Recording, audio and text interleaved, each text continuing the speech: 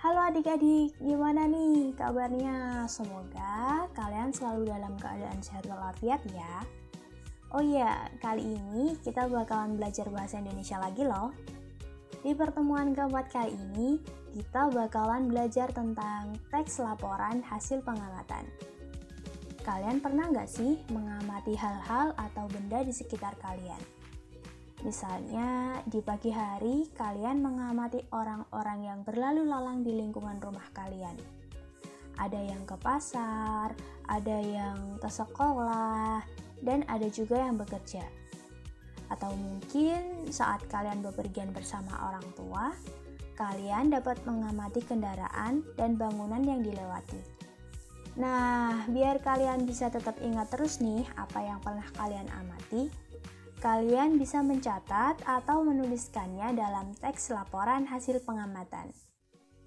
Oke, teks laporan hasil pengamatan adalah teks laporan yang disusun sebagai hasil pengamatan terhadap suatu objek.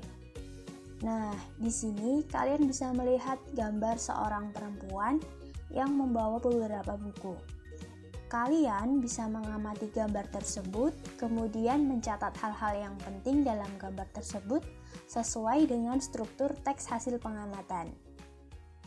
Nah, struktur teks laporan hasil pengamatan dibagi menjadi 3, yaitu yang pertama, informasi umum, deskripsi, dan kesimpulan. Lalu, apa sih yang dimaksud dengan informasi umum, deskripsi, dan kesimpulan dalam struktur teks laporan hasil pengamatan? Simak penjelasan selanjutnya ya. Yang pertama ada informasi umum. Jadi informasi umum berisi gambaran secara umum gambar yang diamati. Pada bagian ini kalian bisa menuliskan objek atau gambar yang kalian amati. Misalnya di samping ada gambar gajah nih. Nah pada tahap ini kalian bisa menuliskan seperti ini. Gajah adalah hewan yang paling aku sukai. Atau kalian bisa menuliskan seperti ini. Gajah adalah hewan liar. Kemudian yang kedua ada bagian deskripsi. Jadi deskripsi berisi tentang bagian objek atau gambar yang diamati. Bisa tentang bagian tubuh gajah, makanan yang dimakan gajah, di mana gajah tinggal, dan lain sebagainya. Kalian bisa menuliskan seperti ini. Gajah memiliki belalai yang panjang. Gajah juga memiliki telinga yang lebar. Dan yang terakhir adalah bagian kesimpulan. Jadi bagian kesimpulan itu berisi tentang informasi singkat mengenai kedua struktur di atas, yaitu struktur informasi umum dan bagian deskripsi. Pada gambar di samping, kalian bisa melihat sebuah rumah dengan halaman yang asri. Ada pohon rindang, ada bunga yang bermekaran, dan ada tempat duduk yang tersusun rapi untuk berteduh. Informasi umum yang terdapat pada gambar tersebut adalah halaman rumah nenekku indah dan asri. Kemudian untuk deskripsinya adalah teks yang berwarna kuning. Banyak tanaman bunga tersusun rapi. Ada juga pohon beringin yang rimbun sehingga dapat dijadikan tempat berteduh. Di bawahnya ada tempat duduk yang tersusun rapi. Jadi pada bagian ini, semua yang tertera pada gambar ditulis secara detail.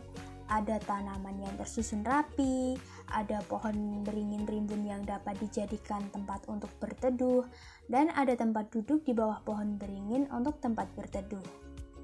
Kemudian pada bagian kesimpulan berisi tentang penggabungan dua struktur di atas, yaitu informasi umum dan deskripsi. Pada teks ini, bagian kesimpulannya diberi warna merah. Jadi kesimpulannya adalah halaman rumah nenekku bersih, tidak ada sampah yang berserakan.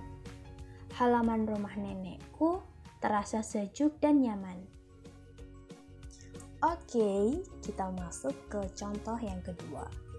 Di sini ada gambar jerapah.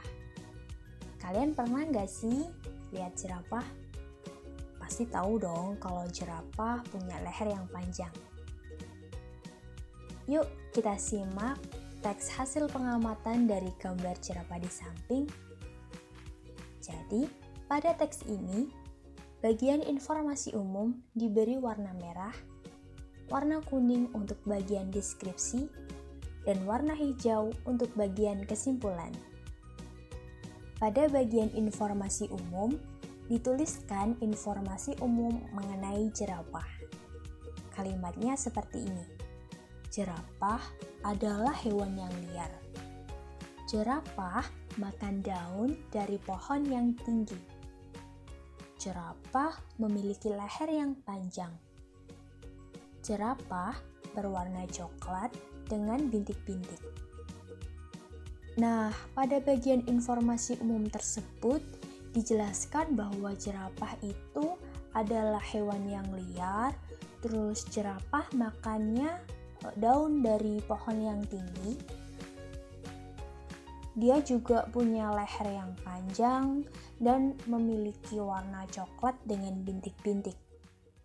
Kemudian pada bagian deskripsi, penulis menuliskan bahwa jerapah yang terdapat di kebun binatang masih berusia 5 bulan.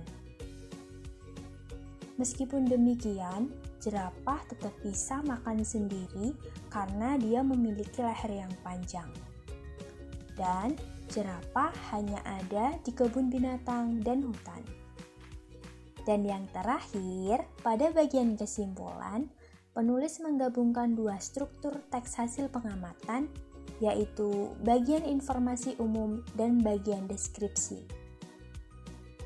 Sehingga dapat disimpulkan bahwa jerapah adalah hewan paling tinggi, jerapah adalah hewan pemakan tumbuhan, jerapah adalah hewan yang dilindungi.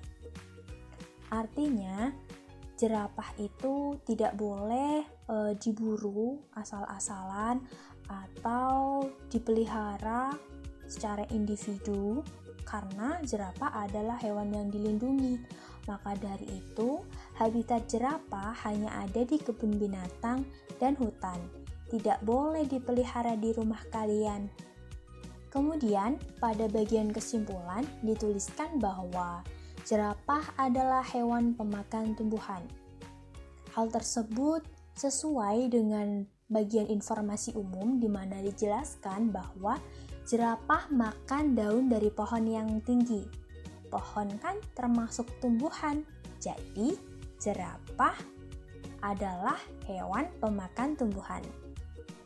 Selain itu, tadi sudah dijelaskan bahwa jerapah memiliki leher yang panjang. Nah, dengan leher yang panjang itulah jerapah bisa makan sendiri daun dari pohon yang tinggi meskipun dia masih berusia 5 bulan. Jadi jerapah tidak disuapin sama ibunya jerapah, tapi dia bisa makan sendiri karena punya leher yang panjang. Oke, cukup sekian penjelasan dari kakak. Semoga bermanfaat. Semoga kalian bisa menulis teks laporan hasil pengamatan sendiri ya. Jadi semisal kalian mengamati orang-orang yang ada di sekitar kalian, mengamati orang-orang yang berlalu lalang di lingkungan rumah, itu kalian bisa membuat teks laporan hasil pengamatan sendiri. Terima kasih, sekian dari kakak, kurang lebihnya kakak mohon maaf. Sampai jumpa di hari Sabtu. See you, semangat belajar.